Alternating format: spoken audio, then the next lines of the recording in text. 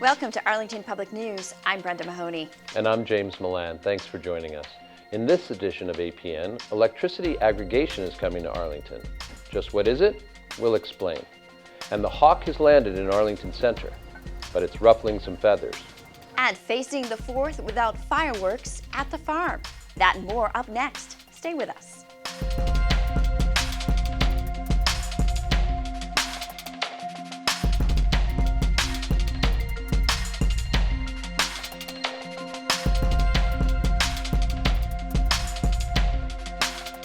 When schools reopen next fall, there will be a new assistant superintendent on board. And results of alcohol compliance checks around town could mean the end for one package store. Mitchell McLeod has more in this week's Snapshot. Hey Mitch, what's going on? Thanks, James. Arlington has a new assistant superintendent. From a field of 5 finalists for the position, Roderick McNeil Jr. gained unanimous support from the school committee this week. McNeil comes to Arlington from the Elliott Elementary School in Needham, where he is principal. He has a school that he's very proud of, and rightly so. And they also are very proud of him and find this possibility quite bittersweet. That I heard that from everyone. All the various initiatives and the work that I've done at the various school levels, the one thing at the heart of everything that I do, it always comes back to doing what's best for kids. And that's always been at the forefront of my decision making. And also being able to work with different individuals as a school leader, as a teacher, and in those different roles. I've also learned the value of collaboration and being able to know how to support one another.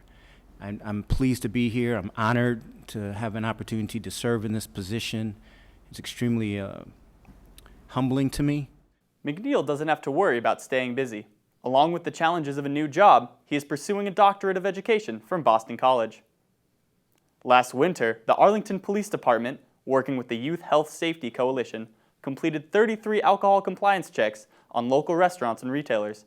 4 businesses were cited with violations, and the Board of Selectmen took up the violations at their most recent meeting. Only Arlington Liquors on Summer Street had a previous violation. The package store was on probation, and after hearing from the manager and debating the issue, the board voted to take the harsh step of revoking the establishment's license. These licenses they're very, very valued. We go through a long vetting process before we issue any of these licenses. I think it was within my first month on this board when we opened up new ones, and people really take strides to try to run a good business and be responsible citizens, corporate citizens in our community, and I'm not seeing that here. A formal decision is being drafted by Town Council and will be presented at the next Selectmen's meeting. Once the owner receives formal notification, he has 5 days to appeal the decision to the State Alcoholic Beverages Control Commission. Back to you, Brenda. Thanks, Mitch. The Arlington Center Safe Travel Project is just about complete. Commuters, pedestrians, and cyclists are all getting used to the new traffic signals and patterns. APN's Mitch McLeod brings us the latest reviews. The project focuses on improving safety for cyclists, pedestrians, and motorists in this heavily traveled intersection, as well as bridging the abrupt gap in the Minuteman Bikeway as it passes through Arlington Center. Well, our main goal was to show people where the bikeway continued as they're going in both directions. You used to get people coming out here saying, "Is this Harvard Square?" And they were unable to see the continuation. The second goal was to make it safe, which it wasn't before, especially crossing at Swan Place. You will see 3 main changes. A designated bike signal on Mass Ave helps cyclists merge onto the bikeway going west. A queue box in the middle of the Mass Ave Mystic Street intersection assists cyclists turning left towards the Swan Place entrance to the bikeway. And a new Hawk light system helps bikers exiting the bikeway from Swan Place take a safe left turn onto Mass Ave. Out of the changes, the Hawk light is the most confusing to Arlingtonians. A Hawk light functions differently than a normal stoplight. No lights on tells cars that they are clear to go. Blinking yellow signals that a pedestrian has activated the system, while solid yellow means prepare to stop. Double red means to stop, and pedestrians and cyclists will, at this point, be able to cross the street. This will then turn to flashing red, meaning that motorists must stay stopped until the crosswalk is clear. Then they can proceed. It's a little bewildering. I think all the new light cycles are a little bewildering, so you'll have to ask me in a month as to when I get used to it. The hawk light, I think, is a little bit difficult for bicycles because at the tail end of the cycle, when the cross light says you have 3 or 4 seconds, that's easily enough for a bicycle to get across the street, but the hawk light is already signaling that cars can go through. So I think it's potentially dangerous. The problem is, all of this isn't stated anywhere for motorists. We checked in with Miller to find out why the town settled on such a confusing solution. We settled on it because the state wouldn't fund the project unless we put in a hawk light. Interesting. We didn't like the hawk light very didn't much. like It's it. Why designed not? for pedestrians, not for bicycles. We asked cyclists what they thought of the new system. Yeah, but I walk it over here, so it doesn't affect me that much. But yeah, it is more convenient. Well, I like over there that it doesn't just stop short into the road, that you can turn, and now there are these green paths for the bikers. We also asked cyclists their thoughts on the new changes in the intersection of Mystic Street and Mass Ave, specifically about the new Q-Box. This is a great change. This is the worst intersection, or was the worst intersection on the bike trail, and I think that this is a vast improvement. Do you feel exposed anyway, sitting out there in front of traffic, or do you think it helps? I think it helps. Always exposed when you're a biker on the road, though, so I stick to the bike paths as much as possible. I probably would have put it further over, but we didn't even know it was going in when there was the bicycle committee input to design it. We wanted there to be a bike path diagonally across in the easterly direction, which is the way most people do it. With no signage for motorists, the changes may be harder for drivers to navigate than for pedestrians or cyclists. I went down this morning and I'm coming back. First time since you made these changes, and I heard about them, and they're impressive. Fluctuating energy costs can turn a household budget upside down. The town of Arlington has joined other Massachusetts cities and towns in tackling that issue. A new purchasing plan offers both stable pricing and the opportunity to increase the amount of green energy purchased. News Director Heather Avison reports. All it really means is taking the bulk buying power of all of the residents and smaller businesses in the town of Arlington and going out and trying to buy electric supply based on that bulk purchasing power. So you're aggregating all of the electrical usage of all residents and small businesses. Think of it this way. If you get together with your neighbors and go to one of the wholesale clubs and buy the 12-pack of paper towels, you're going to pay a lot less than if you go on your own and buy one roll at the grocery store. In this case, the town has done the bulk purchasing for you. So the bulk purchasing power helps in terms of your buying power. You get stability by agreeing to a term that's longer than Eversource's rate setting process. So you have one set price while Eversource will go up and down in the summer and the winter. So everybody today gets an Eversource bill, and there's a couple lines in that bill that says X pennies multiplied by how many kilowatt hours you use for transmission, for supply, and then for some other taxes and fees that are on everyone's bill. Everyone under this aggregation will still just get that one same bill from Eversource. Eversource will still put its same transmission fee on there, but the supply will not be from Eversource, it will be from Dynegy, and it'll be at the rate that's been agreed to under this aggregation. It will be seamless. There will be no interruption in service. There will be no change in the Eversource bill. It will literally just be a line on the Eversource bill that has a different price and a different name of where the energy supply is coming. At a recent public information meeting about the program, some residents wondered why a new supplier had to be chosen. Did Eversource bid on this contract, and how did they come out, and why don't they want to keep us as customers? In 1997, when we had this big restructuring law that included municipal aggregation, it also forced the electric utilities to sell off their generation. So they are no longer making money off of generation. They're just a pass-through entity. They literally, nothing. The electrons move through their wires, but they don't own the generators that actually produce the electricity. So they have no skin in the game about who your electric supplier is. In addition to bulk purchasing, which offers price stability, the program also offers increased choices for renewable energy. The default product, Arlington Local Green, that everybody will be automatically enrolled in, has 5% more local renewable energy than what you would be buying from Eversource. So that's automatic, and as of August, you'll be paying less for that 5% more renewable energy than what you'd be paying for Eversource for just the general electrical supply that they'd be giving you. You'll also be able to opt up to either 50% renewable energy or 100% renewable energy.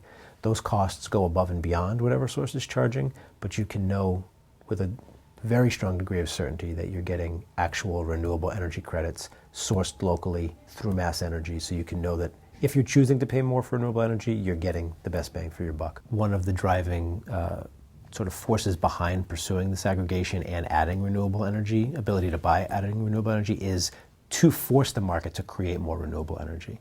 So the way we are achieving the renewable energy purchase is through the purchase of renewable energy credits, or RECs. So that means you're buying something that gives money to renewable producers, and you're also taking out of the market RECs that fossil fuel producers would otherwise have to buy. So you're making the market better for renewable energy credits, and you're supporting renewable energy generations. Residents are automatically enrolled in the program and must choose to opt out.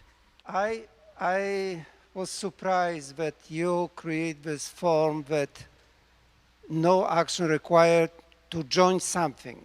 I just opened the paper. If I will not arrive today, I will arrive tomorrow. I'll be signed in without even understanding what you guys sending me in.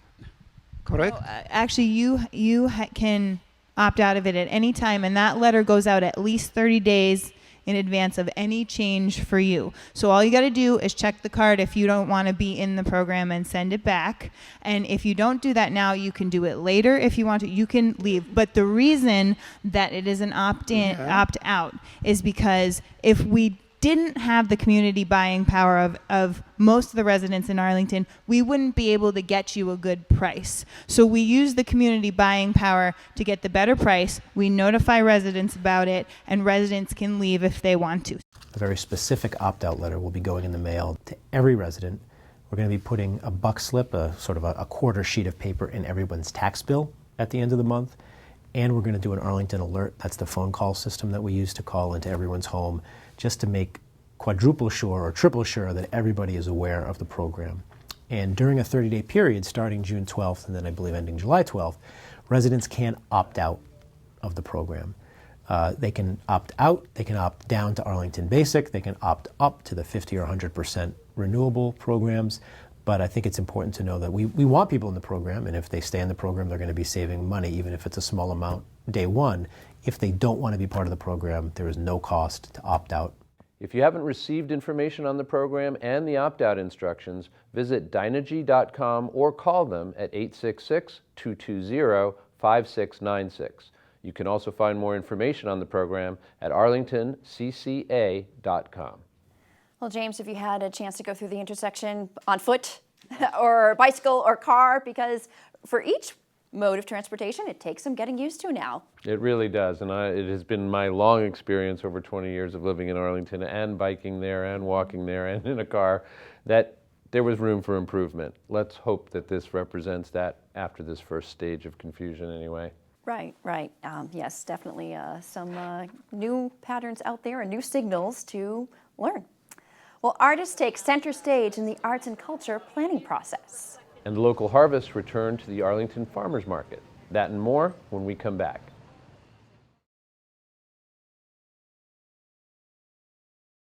Hi, it's Susan Karp, the Executive Director of the Arlington Council on Aging. The Council on Aging is located at the Senior Center, which is 27 Maple Street. As a municipal department, we're also a community-based social service organization. My particular department hosts exercise programs, lectures, informational sessions. We offer transportation. We offer support services. So our goal is to keep you engaged in your community as long as able. We're also focused on providing you access to different services that also might be able to assist you to age in place. We're available for your children, your adult children. We're available for you. So we also use this program through ACMi the public channel, to communicate a lot of different things. So you can get us 5 days a week if you'd like. So on Tuesdays, and get your pencils handy, Tuesdays we're on at 11 p.m. Thursdays, 1 p.m. Fridays, 9:30 a.m. Saturdays, 7:30 a.m. and Sundays at 5:30. We'd really like you to tune in because we do have outreach information. We have our nurses on providing health tips. We have the police department coming on talking about their roles. We have Greater Boston Food Services coming in, Greater Boston Food Bank, talking about access to food. So really the topics are varied. The topics are meant for you. If you'd like something that you haven't heard, give us a call and let us know, and we'll make that our next program. But please tune in to the ACMi public channel. Thanks for joining me.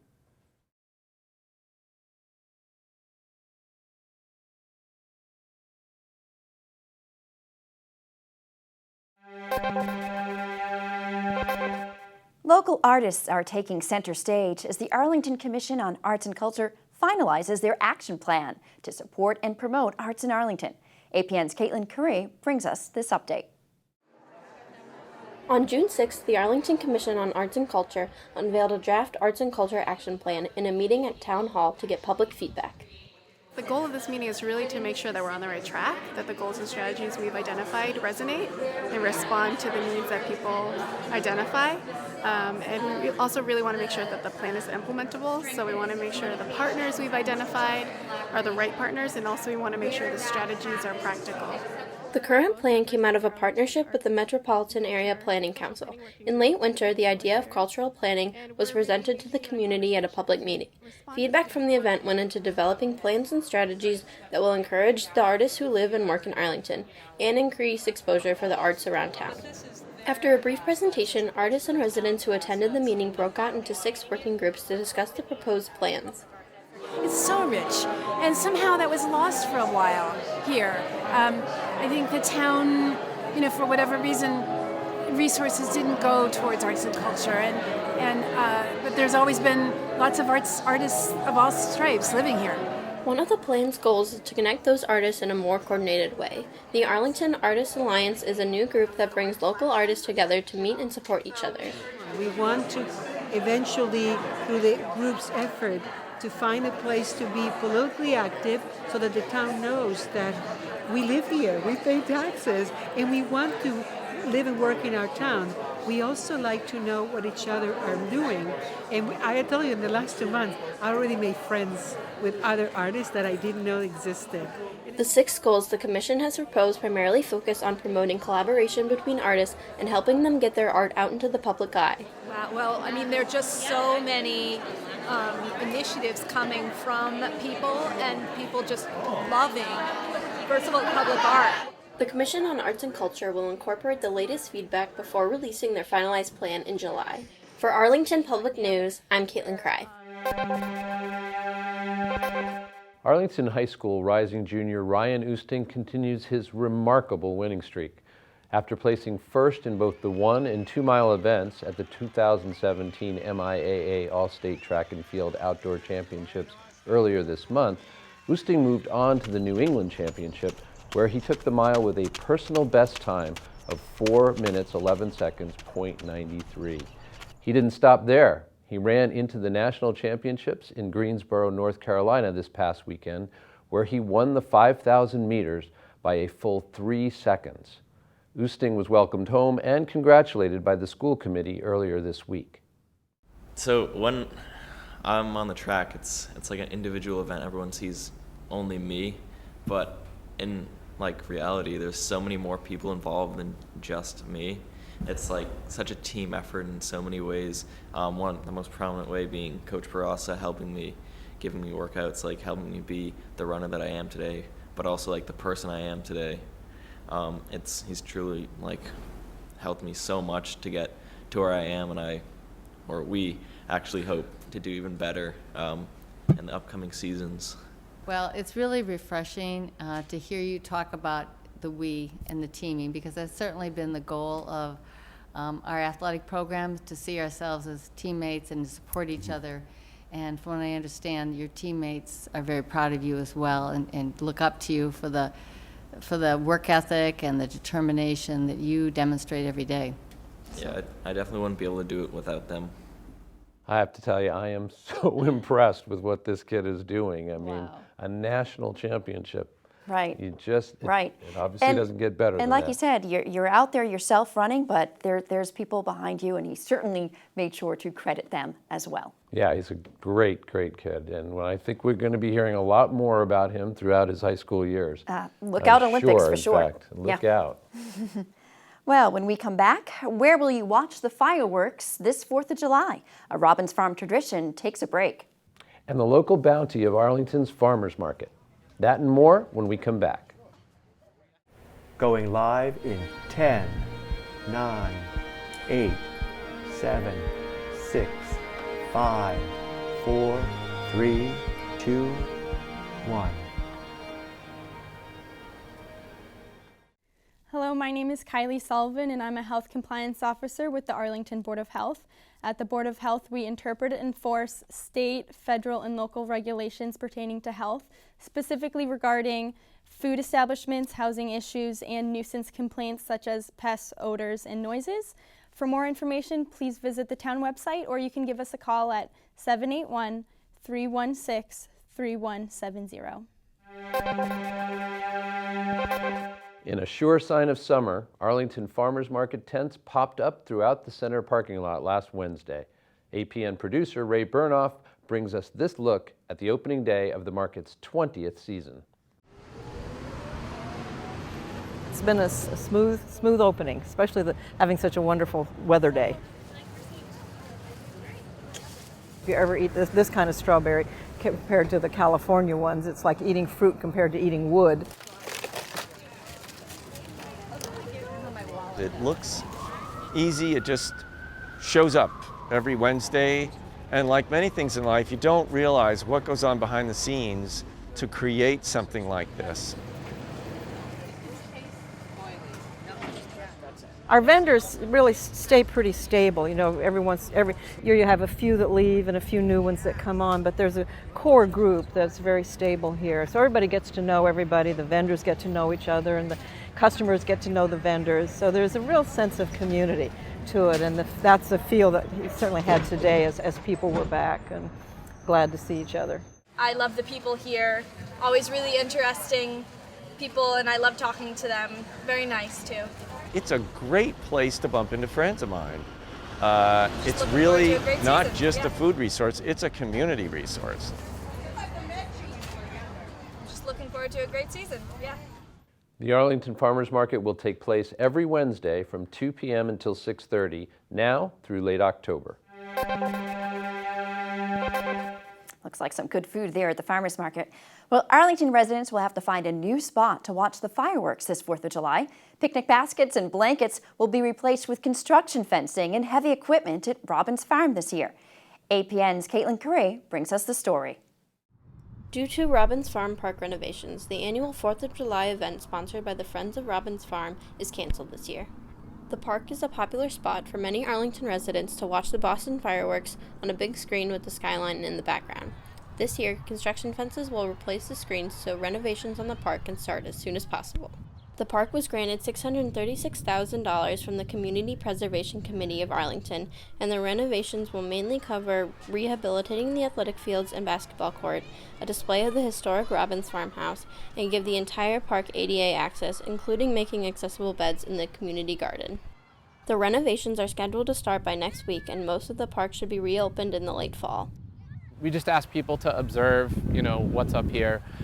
Please stay off the field when it's shut down. I know that there's going to be a long period of time where it looks like it's healthy, it's ready to get on, but when those fences are up and those signs are up there, we really need you to stay off the areas we're working in. The playground and community gardens will remain open, but safety concerns during construction could affect access from time to time. The playing field will be out of use until the summer or fall of 2018. We apologize the field's going to take so long, but fields really need 2 growing seasons, which not a lot of people realize. You figure, once the soil's down, you got the seed, a couple days you should be good, but no. Fields, you really need to make sure that the seed gets established, because that root that grows down from the grass, that's the critical piece that's going to keep the field healthy for a long time. For Arlington Public News, I'm Caitlin Cry. You may find information on many local 4th of July celebrations and fireworks displays at bostoncentral.com. While there won't be fireworks on June 27th, it'll still be a big chance to show your patriotism. Remember to get out and vote in the special state Senate primary election. There are 3 Democratic candidates in the race: Cindy Friedman, Sean Garbely, and Marianne Stewart. Polls are open on Tuesday, June 27th from 7 a.m. until 8 p.m. To learn more about the candidates, watch the candidate forum and candidate profiles with ACMi.tv's on-demand feature.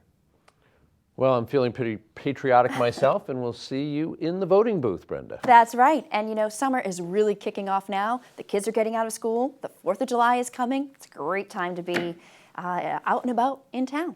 And we thank you for joining Arlington Public News as we explore events and issues affecting Arlington.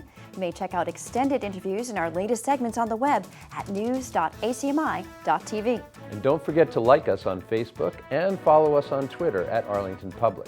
If you'd like to get involved with Arlington Public News and ACMi, email us at news@acmi.tv or stop by Studio A at 85 Park Ave.